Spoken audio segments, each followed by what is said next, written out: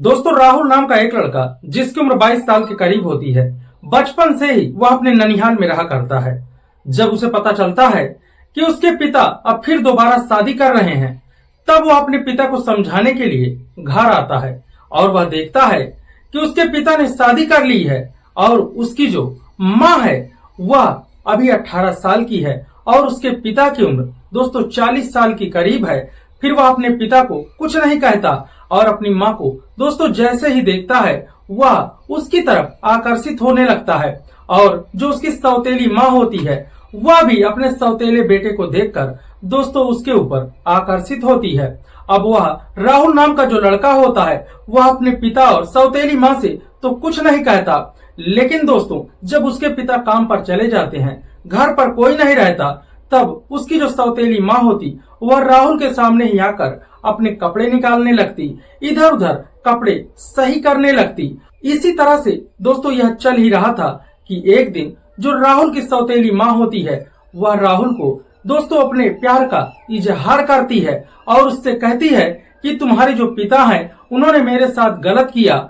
उन्होंने 40 साल की उम्र में मुझसे शादी कर ली, अब मैं क्या करूं, मेरी उस शारीरिक आवश्यकताओं को पूरी नहीं कर पा रहे हैं, अब तुम ही हो जो मेरी शारीरिक आवश्यकताओं को पूरी कर सकते हो, नहीं तो मैं तुम्हारे पिता को छोड़कर चली जाऊंगी। दोस्तों जब उसका बेटा अपनी ही सौतेली माँ के मुंह से ऐसी बातों को सुनता है तब वह सोचने लगता है कि अगर इसके साथ ऐसा नहीं करूंगा तब यह मेरे पिता को छोड़कर चली जाएगी और मेरे पिता की फिर से एक बार बेइज्जती हो जाएगी। दोस्तों इसी सोच के साथ वह अपनी सौतेली माँ के साथ संबंध बनाना शुरू कर देता है और दोस्तों जब 4 से 5 महीनों का समय बीतता है तो इन लोगों का जो प्यार होता है दोस्तों इतने उफान में हो जाता है कि ये दोनों एक जिस्म दो जान बन जाते हैं और फिर एक दिन के समय ही ये दोनों दोस्तों अपने पिता के ही बेड पर अपनी सौतेली माँ के साथ जब संबंध बना रहा होता है तभी इसका पिता आ जाता है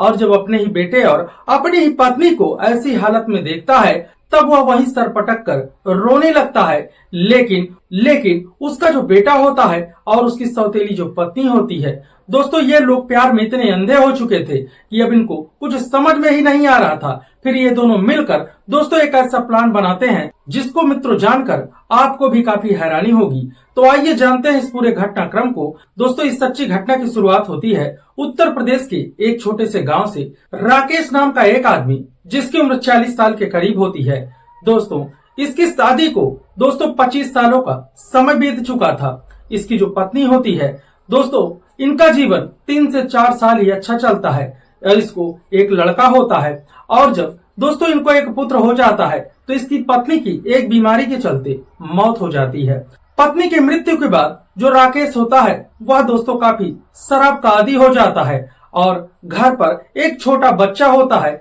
वह शराब के नशे में इतना अंधा हो जाता है कि वह अपने बेटे को ही भूल जाता है। दोस्तों राकेश का जो 3 साल का बेटा होता है दोस्तों उसका नाम राहुल होता है। जब राहुल के ननिहाल के दोस्तों यह सब जानने लगते हैं कि जो राकेश है वह पत्नी की मृत्यु के बाद काफी शराब का आदी हो गया है और जो उसका छोटा बेटा राहुल है वह अब घर पर ही रहता है, उसको इधर उधर छोड़कर यह शराब के नशे में पड़ा रहता, उसकी केयर न करता, तब जो राहुल के ननिहाल वाले होते हैं वह राहुल को अपने यहाँ उठा ले जाते हैं और वहीं उसकी परवरिश करना शुरू कर देते हैं, उसे पढ़ाने लिखाने लगते हैं। इधर जो राकेश होता है यह घर पर अकेला हो जाता है और इधर उधर शराब पीता और पड़ा रहता। इसी तरह से करते करते दोस्तों 10 सालों का समय बीत जाता है। अब जो राकेश होता दोस्तों अब उसकी अभी उम्र ही क्या थी, उसको काफी अकेलापन सताने लगता है। फिर वह धीरे धीरे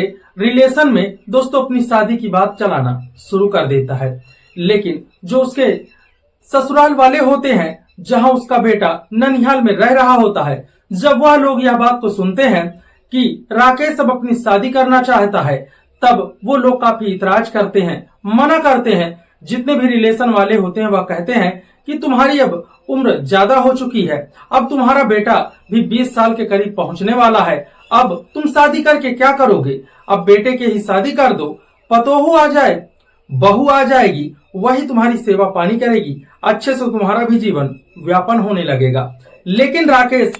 किसी भी रिश्तेदार की बात को नहीं मानता और कहता है कि नहीं, पहले मैं अपनी शादी करूंगा, उसके बाद फिर बेटी की शादी मैं कर दूंगा। आप लोगों को चिंता करने की कोई जरूरत नहीं है। दोस्तों फिर वह पूरे रिलेशन वालों से रिश्ता तोड़ देता है और उसका जो बेटा होता है वह भी काफी समझाता है, अब आपको शादी नहीं करनी चाहिए, अब आपको अब आराम से बैठकर घर पर खाना खाना चाहिए, इधर उधर कुछ करने की अब आपको कोई जरूरत नहीं है। लेकिन राकेश नहीं सुनता और दोस्तों वह सबसे रिश्ता तोड़कर एक दोस्तों गरीब घर की लड़की होती है और उसी को दोस्तों कुछ पैसे देकर दोस्तों उससे रिश्ता जोड़ लेता है। उसके माता पिता भी दोस्तों गरीब होने के कारण वो लोग सोचते हैं कि हाँ, ये भले ही इसकी उम्र ज्यादा है लेकिन कम से कम हमारी जो बेटी है वह तो अच्छे से रह लेगी, अच्छे से अपना जीवन व्यापन करने लगेगी। दोस्तों इधर जो राकेश होता है इसकी तो उम्र अधड़ हो जाती है, लेकिन दोस्तों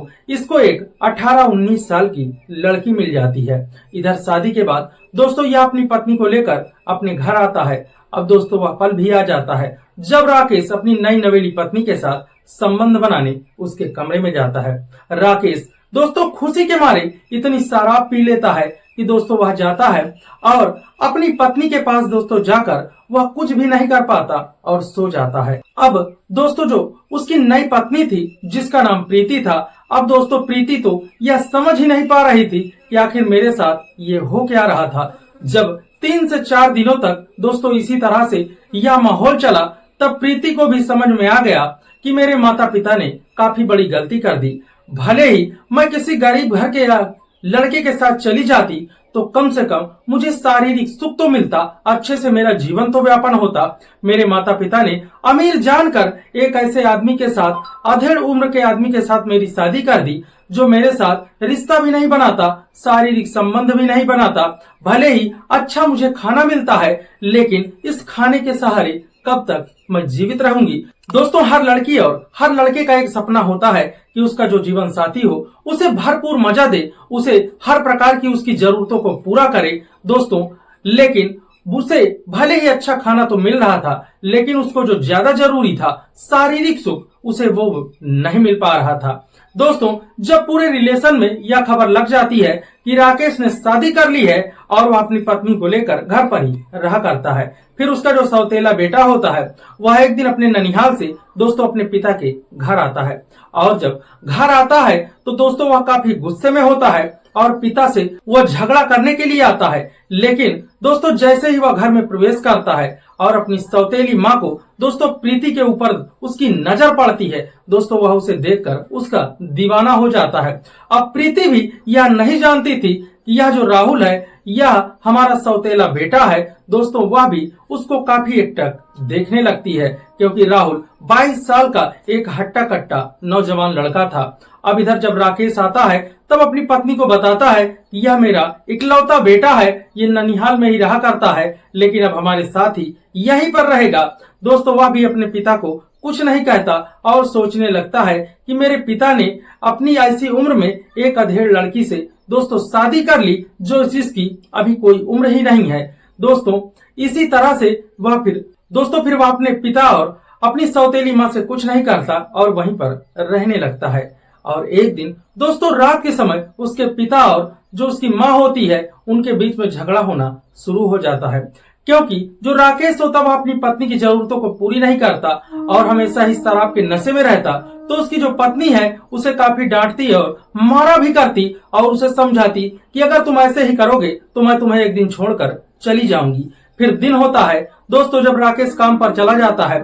तब राहुल अपनी सौतेली माँ के पास जाता है और दोस्तों वह उनसे पूछता है कि आपने इनसे शादी क्यों कर ली, अभी तो आपकी उम्र बहुत ही कम है, आपको तो कोई भी लड़का मिल जाता। फिर वह अपने जो दुख दर्द होते हैं वह राहुल से बताती है कि मेरे माता पिता बहुत ही गरीब हैं, वो शादी नहीं कर सकते थे, इसीलिए इन्होंने मेरे माता पिता को पैसे दिए और इसीलिए उन्होंने मेरी शादी कर दी। अब मैं क्या करूं, अब किसी तरह तो इनके साथ अपना जीवन मुझे काटना ही है। लेकिन वह उन राहुल के सामने बैठकर दोस्तों काफी रोती है और लेकिन वह राहुल से खुलकर नहीं बता रही थी कि मेरे साथ ऐसी ऐसी घटनाएं हो रही हैं, तुम्हारे जो पिता हैं वह मुझको शारीरिक सुख नहीं दे रहे। अब जो प्रीति होती है वह राहुल के ऊपर दोस्तों लट्टू हो जाती है। अब वह राहुल से प्यार करने लगी थी। जब भी राहुल अकेला बरामदे में बैठा रहता, जब भी प्रीति उसके पास से निकलती दोस्तों वह अपना पल्लू वहीं पर गिरा देती और अपने कपड़े या साड़ियां सुधियाने लगती।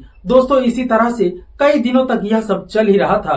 कि एक दिन दोस्तों जब उसके पिता घर पर नहीं होते, तब राहुल अपने कमरे में बैठा दोस्तों मूवी देख रहा था। तभी उसकी जो सौतेली माँ होती है दोस्तों उसके कमरे में जाती है और दोस्तों उससे मजाकबाजी करना शुरू कर देती है और अपने कपड़े हटाकर दोस्तों सही करने लगती है। तभी जो राहुल की नजर बार बार उसके ऊपर पड़ती और फिर नीचे पड़ती, तभी जो राहुल की सौतेली माँ होती है वह उससे कहने लगती है कि राहुल क्या देख रहे हो, अगर देखना है तो मुझे बताओ, मैं तुम्हें सब कुछ दिखा सकती हूँ। तब दोस्तों जो राहुल होता वह बार बार अपनी आंखें चुराने लगता। तब जो प्रीति होती है वह समझ जाती है कि राहुल अब मुझसे क्या चाहता है। दोस्तों फिर वह अपने जो साड़ी होती है दोस्तों उसी के सामने निकाल कर दोस्तों फिर से पहनना शुरू कर देती है, लेकिन राहुल भी एक बार भी विरोध नहीं करता और दोस्तों फिर वह साड़ी निकाल कर राहुल के पास बैठ जाती है और कहती है राहुल मुझे भी मूवी दिखाओ, मैं कैसी लग रही हूँ।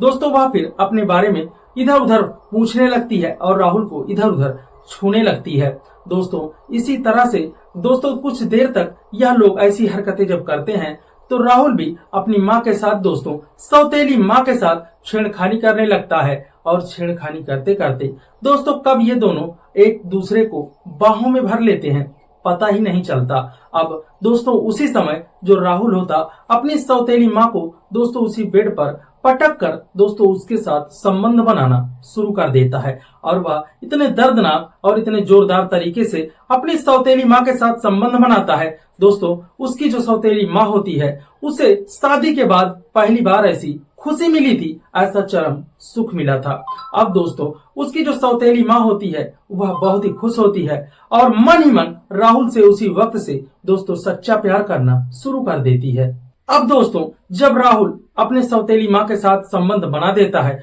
दोस्तों उसको भी यह पहली बार ही हुआ। अब दोस्तों राहुल ने भी पहली बार यह सब किया था तो उसे भी काफी अच्छा लगता है और दोस्तों वह भी अपनी सौतेली माँ का दीवाना हो जाता है और ये दोनों एक दूसरे को दिल दे बैठते हैं। अब दोस्तों जब घर पर कोई नहीं होता तो यह लोग रात दिन ही संबंध बनाना शुरू करते। एक दूसरे के प्यार में यह लोग पागल हो गए थे और इसी तरह से एक दिन दोपहर के समय दोस्तों बिना दरवाजा बंद किए बिना कुंडी लगाए ये दोनों अपने ही पिता के दोस्तों कमरे में संबंध बना रहे होते हैं। तभी जो इसका पिता होता है वह शराब के नशे में आ जाता है और जैसे ही दोस्तों वह दरवाजा खोलकर देखता है कि उसकी जो पत्नी है और उसका जो बेटा है दोनों नग्न अवस्था में उसी के बेड पर दोस्तों संबंध बनाना शुरू कर रहे हैं। और दोस्तों फिर जो राहुल होता जैसे ही अपने पिता को दोस्तों उस पर नजर पड़ती वह तुरंत ही दोनों उठकर कपड़ा पहनने लगते और वहीं पर उसका पिता दोस्तों माथा पीटने लगता और कहता कि मुझे तुम दोनों से यह उम्मीद नहीं थी